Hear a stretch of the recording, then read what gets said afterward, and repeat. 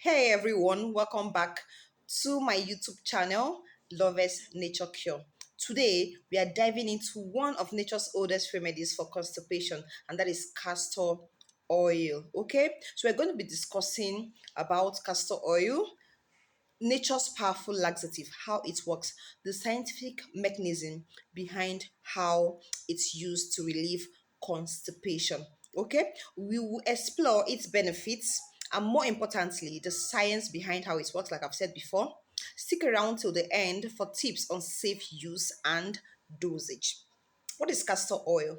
Castor oil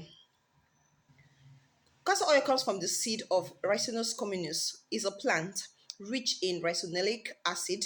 Is a unique fatty acid responsible for its medicinal effects. Castor oil can be found typically everywhere.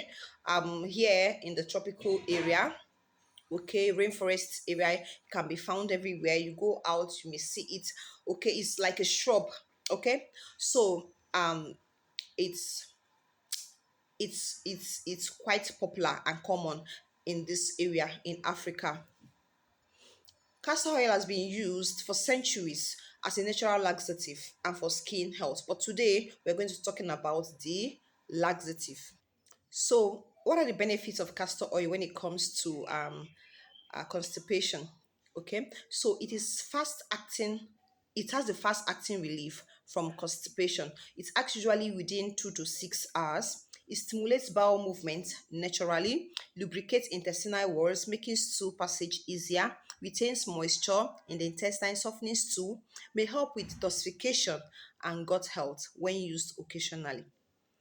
What was the scientific mechanism of castor oil? How does it work? That's the meaning. Okay, so when you ingest castor oil, it travels from your mouth to the small intestine where major um, um, digestion and absorption takes place. Okay, so here in the small intestine, the pancreatic enzymes are released. Okay, so this enzymes breaks down this castor oil into ricinoleic acid and glycerol. Okay, this ricinoleic acid is the active compound in this castor oil. That's the active compound in this castor oil. Is the star player. It acts on the intestinal walls in several ways. Okay, one, it stimulates smooth muscles contraction. How does it do this? Ricinoleic acid activates EP3 and EP4. These EP3 and EP4 receptors, they are receptors for prostaglandin.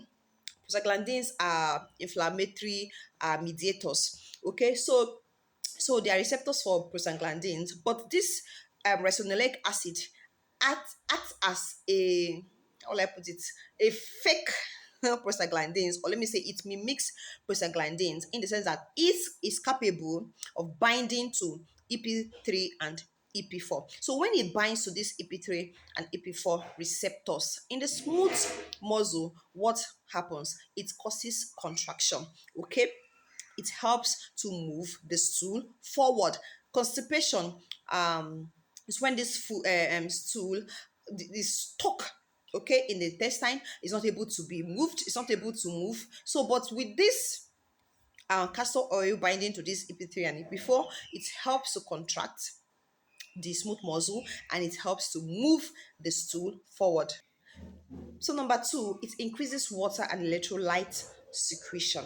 Okay, it inhibits sodium and potassium ATPase in the enterocytes. Okay, so the enterocytes are the cells of the small intestines. Okay, so when this happens, it leads to water retention in the bowel, thereby softening the stool. Okay, so when there is more water absorption into the enterocytes, when there's more water absorption, there is what? There is bound to be constipation. When there is more fluid secretion, there is bound to be diarrhea. Okay, so the best is for it to be perfect, not too much and not too less. So in the situation of constipation, too much water is absorbed. So it's what is needed is for that water, is for the fluid to be what, to be secreted in order to help to moisten and soften this stew and to help it, okay, to be pushed out. Okay, so it lubricates intestinal lining. Ricinoleic acid triggers mucus secretion from goblet cells, coating the intestinal walls and making stool passage smoother. I've talked about this somehow before. So it modulates gut microbiota. Some studies suggest it may influence gut bacteria, aiding digestion. All these effects combined make castor oil a powerful, fast acting laxative. Please note that castor oil is quite different from its mechanism of action is quite different from osmotic laxatives. Okay, like the sorbitol and the rest.